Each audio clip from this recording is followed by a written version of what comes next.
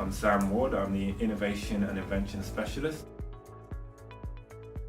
I had a bit of a mixed expectation walking in because I walked into an analyst job to find out there was little to no analyst stuff going on. I didn't really know too much about the company and I knew probably even less about innovation.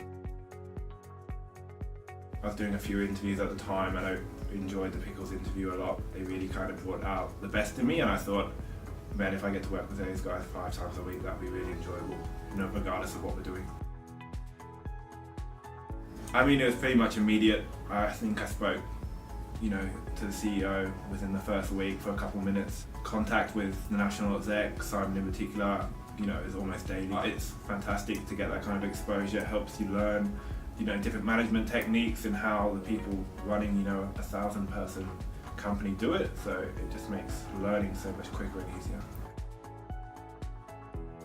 I'd say the variety came probably a month and a half in when the Ventures project or company was started. And since that's taken off, we're probably running 3 or 4 different projects at a time, starting all the way at How Might We's, going all the way through to prototyping and implementation, but also startups where we were actually doing kind of more IT project work, to, in particular myself, doing lots of design work, editing, filming, all the kind of creative stuff, and even getting to bring our own ideas to life. I think for me the highlight was probably the first Pickles Ventures meeting. We got all these companies, but when we all came together for the first meeting and we were like, wow, we got a group of probably 8 of the smartest people I know, and we're all working together to try and take the company forward. For me, it was just super exciting.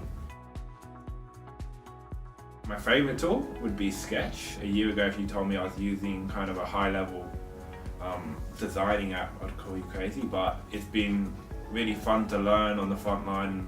It just opens up a world of possibilities. It had its challenges. I think definitely at times I questioned whether the money saved was worth it, because you had to bang your head against the wall each night. Communication is always going to be an issue. The language barrier was always hard, but I think the desired result that we got out, the overseas team on the CarSat project, was good, and I think it helped us learn possibly how you could streamline those processes and make it easier. Coming out of a corporate world, working at two of the largest banks in the world in my past, I never really had any responsibility. So as soon as I was given the smallest bit of responsibility here, I jumped at it and took over. The freedom to pursue ideas that you come up with is probably the best part of the job, because there's always something special about working on your own ideas.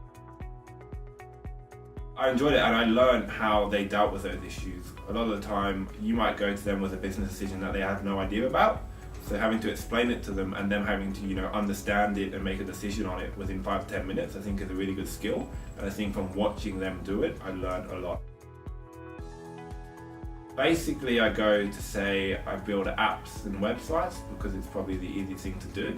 My friends probably are easier to explain it to than my mum. She's probably the most difficult.